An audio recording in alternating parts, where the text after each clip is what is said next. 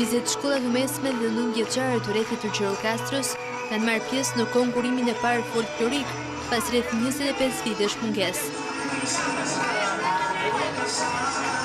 Eventi që erdhi nën titullin Takimi i Trashëgimisë solli gjetjet kryesore të traditës së zonave prej nga vini nxënësit. Në konkurim spikatën grupet e reja të isopolifonisë, risjellja e valleve të vjetra të kënduar të zonës së Dropullit, Pogonit, Kardhiqit, Odrijes dhe Lunxherisë. Problemi i vetëm në këtë event ishte mungesa e kostumografisë. Kuadër të Festivalit Folklorik Kombëtar që do të zhvillohet maj të këtij viti, të organizoj takimin e trashëgimisë folklorike me nxënësit e shkollave 9 dhe shkollave të mesme të rrethit të qytetit të Gjirokastrës. U menduaj që gjithë përfaqësuesit e shkollave të sillnin në këtë skenë elementet e tyre më origjinal të traditës dhe të trashëgimisë së tyre kulturore, polifonike dhe të valleve të trashëguara brez pas brezi.